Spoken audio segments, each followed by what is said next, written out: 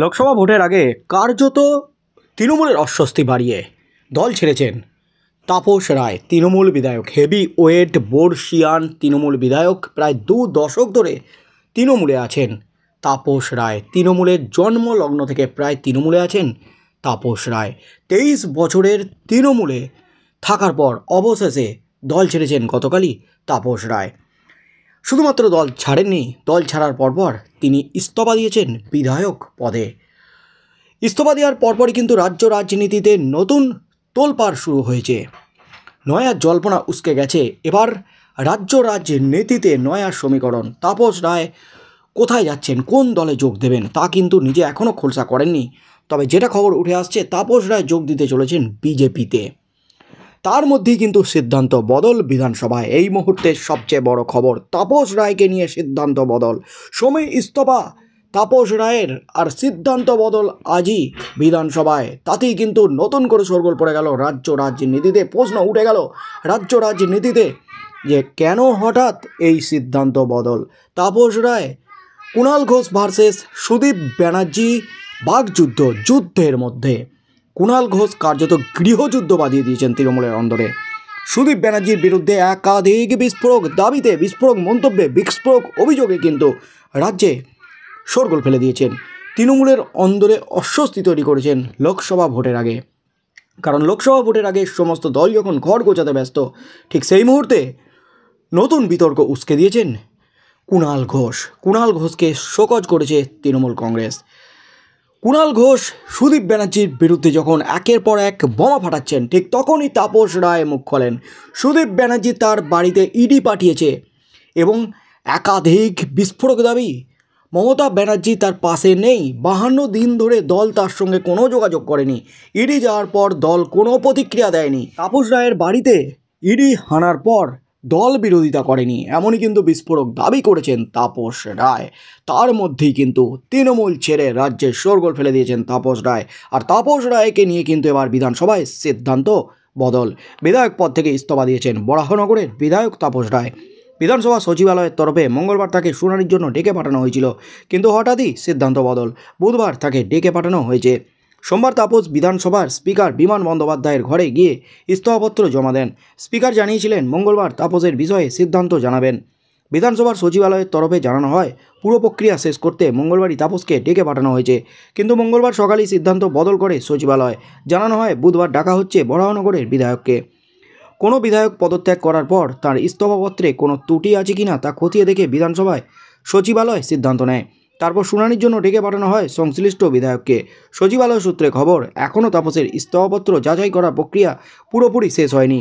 তবে ওই সূত্রে জানা গেছে এখনও ওই ইস্তফাপত্রে কোনো ত্রুটি পাওয়া যায়নি। মঙ্গলবার সকালেই তাপসকে জানিয়ে দেওয়া হয় বুধবার বিধানসভায় আসার জন্য। তাতে সম্মতি জানান বরাহনগরের বিধায়ক। 2020 সালের ডিসেম্বরে বিধায়ক পদে ইস্তফা দিয়েছিলেন শুভেন্দু।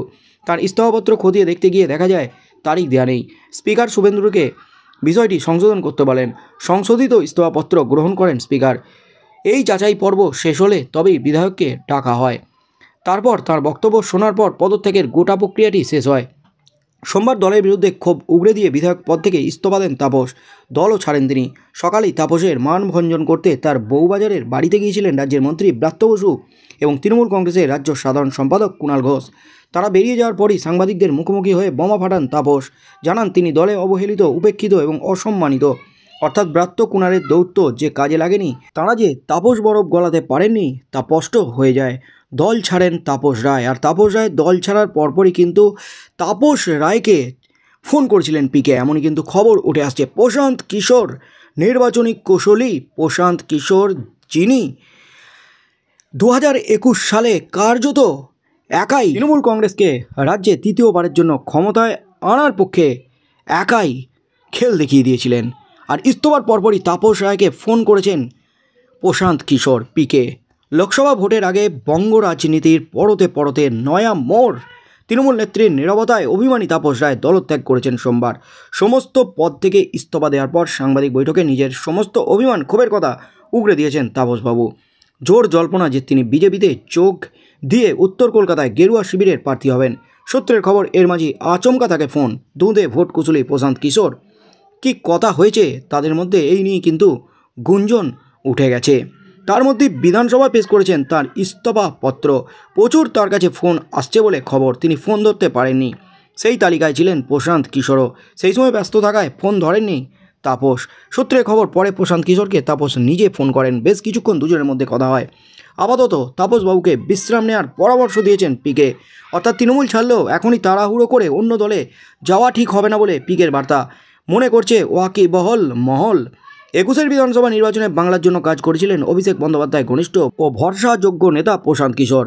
নির্বাচনী স্ট্র্যাটেজিস্ট হিসাবে পিকের সাফল্যই এর অন্যতম কারিগর। 21 তৃণমূলের স্লোগান বাংলা নিজের মেয়েকে চায় কিংবা বাংলার গর্ব মমতা, অর্থাৎ দিদিকে বলার মতো যেসব প্রকল্পের বিপুল জনপ্রিয়তার উপর নির্ভর করে ফের তৃতীয়বারের জন্য বাংলার ক্ষমতা দখল করেছে মমতা বন্দ্যোপাধ্যায়ের দল, তার নেপথ্য কারিগর এই প্রশান্ত কিশোরী। তৃণমূলের সঙ্গে পিকের সম্পর্ক বেশ ভালো। সেদিক থেকে তাপস রায়কে ফোন করে বিশ্রামের পরামর্শ দেওয়া বিশেষ তাৎপর্যপূর্ণ। যখন জোর জল্পনা উঠে গেছে রাজ্য রাজনীতিতে যে তাপস রায় বিজেপিতে যেতে চলেছেন, তারপরে কিন্তু আসরে নামলেন পিকে। তিনি তাপস রায়কে ফোন করলেন। তাপস রায়কে ফোন করে বরফ গলানোর চেষ্টা করলেন। আপাতত কিছুদিন বিশ্রাম নিন, তারপর অন্য দলে যাওয়ার সিদ্ধান্ত নেবেন। কিন্তু তার আগেই এবার বিধানসভায় সিদ্ধান্ত বদল। তাপস রায়কে নিয়ে সিদ্ধান্ত বদল।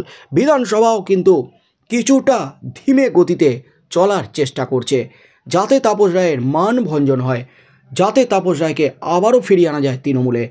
একটা দিন কিন্তু সময় দেওয়া হলো তাপস রায়কে, এমনই মনে করছেন ওয়াকিবহল মহল। তা না হলে হঠাৎ আজ যেখানে তাপস রায়কে ইস্তফাপত্র জমা দেওয়ার পর শুনানির জন্য ডাকা হয়েছিল, কেন হঠাৎ 24 ঘন্টা পিছিয়ে দেওয়া হলো?